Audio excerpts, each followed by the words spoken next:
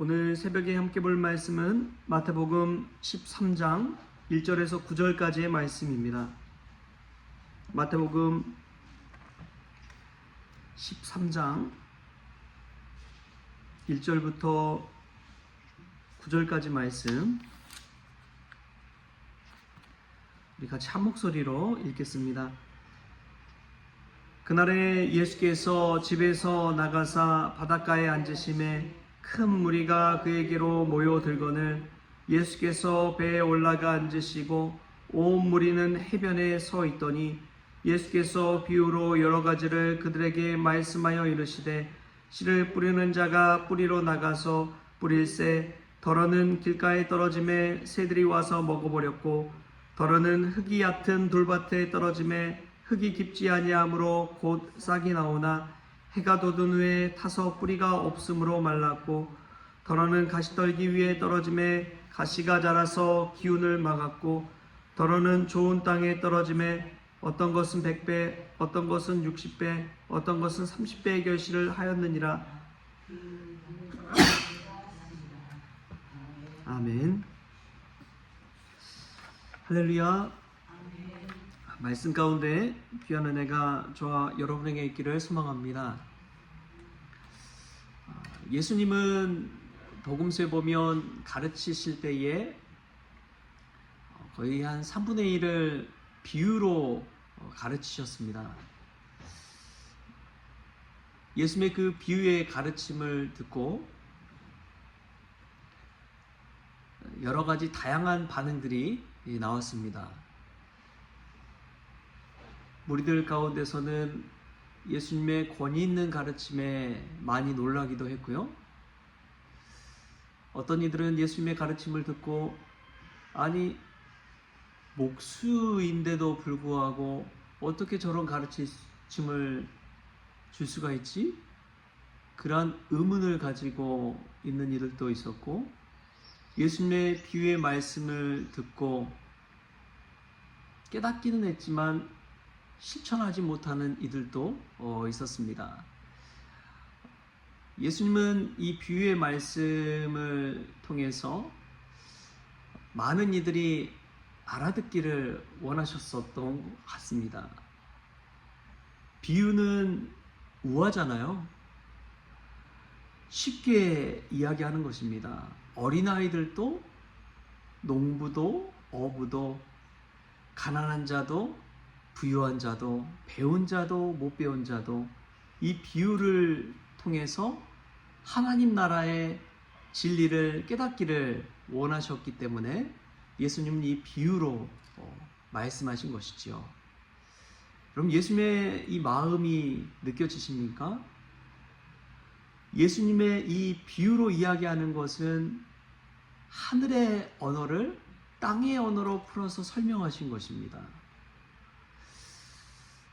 얼마나 큰 은혜가 이 비유 속에 담겨 있는지요. 예수님의 대부분의 가르침의 3분의 1 정도를 그렇게 가르치셨다는 것은 얼마나 듣는 이들을 사랑했는지를 우리가 먼저 알았으면 좋겠습니다.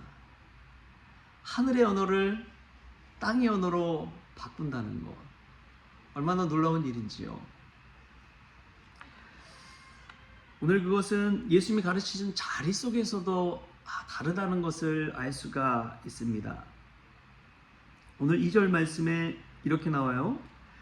큰 무리가 그에게로 모여들거늘 예수께서 배에 올라가 앉으시고 온 무리는 해변에 서 있더니, 예수님은 이 해변가 배에 올라가서 앉으셨습니다. 그리고 온 무리는 그 해변에 서 있는 것이지요. 여러분, 예수님의 그 모습을 생각해 보십시오. 바닷가에 떠 있는 배 한 척이 있고 그 배에 예수님은 앉아 계십니다. 그리고 그 예수님의 말씀을 비유를 듣는 많은 온 무리와 청중들은 해변가에 서 있습니다. 이것 자체가 여러분 권위가 있는 것이지요. 이 위치가 아예 다릅니다. 예수님은 배 위에 있지만 이 청중들은 해변가에 있는 것이죠.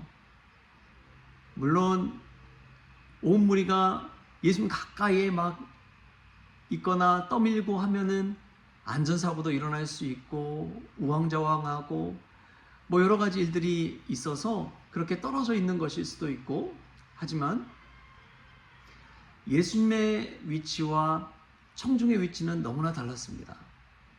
그 위치가 얼마나 달랐는지를 성경에서는 분명하게 보여주고 있는 것이지요. 예수님은 앉아있고 또 청중은 서 있습니다. 여러분, 권위 있는 자가 말씀을 선포할 때는 대부분 앉아서 선포합니다. 교황이 교지를 선포할 때도 서서 절대 선포하지 않아요. 앉아서 선포합니다. 그만큼 권위가 있기 때문에 그렇습니다. 대학에서도 가르칠 때 그냥 교수, 젊은 교수가 가르치는 거랑 명예교수가 가르치는 것이 차이가 있는 것이지요. 나이 드신 노 교수가 의자에 앉아서 자신의 강의를 가르칠 때에 그 권위 있는 모습을 생각해 보십시오. 저분은 저 분야의 대가로서 그 말씀을 듣는 많은 이들이 귀를 기울이고 그 말씀을 듣는 것이지요. 이처럼 예수님은 권위가 있으셨고 그 말씀을 듣는 이들과는 다른 위치에 서 있습니다. 그럼에도 불구하고 그 많은 무리가 이해할 수 있는 언어, 이 비유를 들어서 우화로서 하나님의 말씀을 전하는 그 예수님, 그 마음을 생각할 때 얼마나 따스한지요. 여러분, 우리가 성경을 그대로 전한다고 하면 이해할 수 있는 사람은 아무도 없어요. 종교개혁 시대에 놀라운 일이 일어났던 것이 바로 그와 같은 일입니다. 그 당시에 성경은 라틴어 성경만이 있었습니다. 이 라틴어 성경을 읽을 수 있는 사람은 그 당시 그 나라의 거의 1% 정도밖에 되지 않은 사람들 뿐이었어요. 거의 뭐 90% 넘는 이들은 라틴어 성경을 읽을 수도 없어요. 들어도 알 수가 없어요. 그래서 종교개혁을 통해서 마틴 루터가 한 일이 독일어 성경을 번역한 거였잖아요. 그 나머지 90%가 넘는 이들이 성경을 읽고 알 수 있도록 그거를 독일어로 번역한 거예요. 예수님은 이 비유로서 설명하는 것은 그러한 의미가 담겨 있습니다. 대중성, 많은 이들이 하나님의 말씀을 알아들을 수 있도록 그렇게 하신 것이지요. 오늘 또 우리에게 하나님의 말씀을 비유로서 우리가 알아들을 수 있게 풀어주시는 그 주님의 마음을 헤아릴 수 있는 복된 날 될 수 있기를 바랍니다. 예수님은 오늘 씨 뿌리는 자의 비유에 관해서 이야기하고 있습니다. 이 씨 뿌리는 자의 비유를 들었을 때 농부의 언어잖아요. 씨를 뿌리고 그 씨가 자라나는 모습을 표현하는데,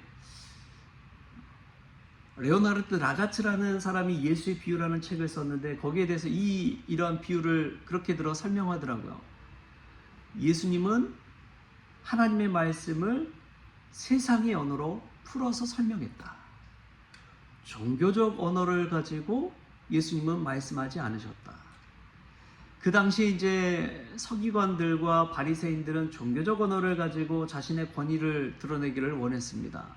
자신들만 알고 있는 그 지식을 가지고 사람들이 모르는 것, 무지한 것, 그런 사람과 다르다는 것을 막 드러낸 것이죠. 그러나 예수님은 누구나 들어도 알아들을 수 있는 그 말씀, 이 농부의 언어를 가지고 이야기하셨습니다. 종교적인 언어가 아니라 세상적인 언어, 자연과 환경을 들어서 하나님의 말씀을 설명한 것이지요. 이런 비유를 들었을 때 여러 가지가 나오지요. 씨 뿌리는 자의 비유도 있고, 겨자씨와 누르개의 비유도 있고, 가라지 비유도 있고, 뭐 탕자의 비유도 있고, 포도원 품꾼의 비유도 있고, 그런 언어들을 우리가 생각해 볼 때 어렵지가 않습니다. 누구나 들어도 알 수 있는 비유인 것이지요. 여러분, 예수님은 하나님의 말씀을 배운 자나 못 배운 자나 가난한 자나 부유한 자나 그 누구나 알아듣기를 원하셨습니다. 구원의 귀에는 다 열려 있는 것이지요. 귀 있는 자는 들으라 하시는데 거의 대부분이 귀가 있어요, 없어요? 다 있잖아요. 하나님의 말씀을 다 들을 수 있는 귀가 있습니다. 열린 귀를 가지고 하나님의 말씀을 들으라는 것이지요. 똑같이 예수님의 말씀을 들었지만 어떤 이들은 그 말씀에 은혜 받고 어떤 이들은 그 말씀에 비난과 조롱과 어떻게 죽일까를 의논했습니다.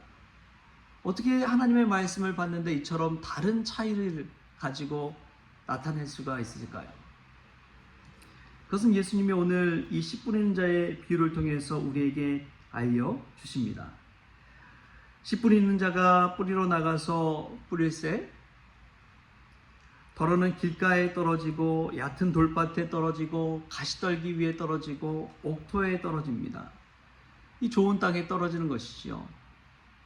이 좋은 땅에 떨어졌는데 또 어떤 것은 100배의 결실을 맺고 또 어떤 것은 60배의 결실을 맺고 어떤 것은 30배의 결실을 맺어요. 여러분, 하나님의 말씀 씨앗은 똑같습니다. 그런데 어떤 것은 그냥 자라가 말아버리고 또 어떤 것은 열매를 맺는데 다르게 열매를 맺는 것이지요. 여러분, 그 차이가 어디서 나오는 것일까요? 하나님의 말씀을 동일하게 듣고 동일하게 받는데 어떤 것은 왜 그렇게 열매를 잘 맺는데 어떤 것은 열매를 맺지 못하고 그냥 시들어 버릴까요? 예수님이 주신 말씀은 똑같습니다. 2000년 전에 예수님 하셨던 말씀이나 지금 우리가 듣는 그 말씀이나 이 비유의 말씀 똑같습니다. 그런데 어떤 분들은 은혜 받고 어떤 분들은 은혜 받지 못하고 어떤 분들은 기억해서 마음에 새기고 삶 속에 실천하지만 어떤 분들은 그냥 한 귀로 듣고 한 귀로 흘려버리는 것이지요. 여러분, 이 비유의 말씀 속에서 누구나 알아듣기를 원하는 예수님의 그 비유풀이, 그러나 그것을 알아듣지 못하고 한 귀로 듣고 한 귀로 흘려버리는 우리들의 모습을 생각해 보십시오. 얼마나 많은 설교를 듣고 있습니까? 얼마나 많은 말씀을 듣고 있습니까? 그런데 우리의 삶의 열매와 변화는 어떻습니까? 길가, 돌밭, 가시떨기 위, 또 어떤 사람은 100배, 60배, 30배. 저와 여러분은 어떻습니까? 과연 어디 위치한 것 같습니까? 말씀을 받을 때 우리는 어디에 떨어진 씨앗처럼 그렇게 삶 속에서 열매를 맺고 있는지, 이 말씀 속에서 한번 돌아볼 수 있기를 바랍니다. 예수님 오늘도 우리에게 말씀하십니다. 똑같이 말씀하세요. 그러나 말씀을 듣는 우리의 마음 밭이 어떠한 자세인지를 한번 돌이켜 보시고 이 말씀 속에서 깨닫는 은혜가 있기를 바랍니다.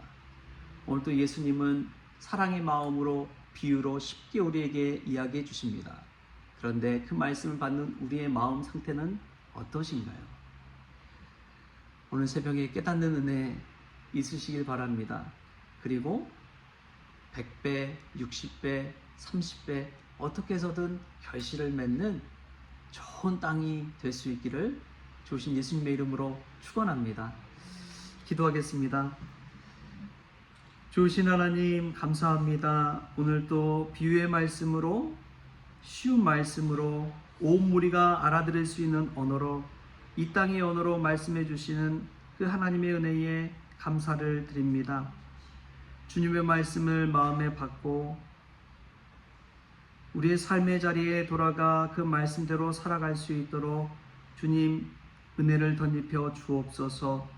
결단의 마음을 허락하여 주옵소서. 삶 속에 변화되어지게 하시고 열매 맺게 하시고, 나의 삶 속에 수많은 말씀은 듣지만 그 말씀대로 살지 못하는 나약함과 부족한 믿음을 깨닫게 하여 주옵소서. 그리하여 우리도 오늘 다시금 우리의 마음밭이 좋은 땅이 되어서 하나님 앞에 내어드릴 것이 있는 열매 맺는 삶이 될 수 있도록 주님 축복하여 주옵소서. 감사하며 예수님의 이름으로 기도하옵나이다. 아멘. 우리 주님이 가르쳐주신 기도로 오늘 새벽 기도를 마치겠습니다. 하늘에 계신 우리 아버지여, 이름이 거룩히 여김을 받으시오며 나라가 임하시오며 뜻이 하늘에서 이루어진 것 같이 땅에서도 이루어지이다. 오늘 우리에게 일용할 양식을 주시옵고 우리가 우리에게 죄진 자를 사하여 준 것 같이 우리 죄를 사하여 주시옵고 우리를 시험에 들게 하지 마시옵고 다만 악에서 구하시옵소서. 나라와 권세와 영광이 아버지께 영원히 있사옵나이다. 아멘.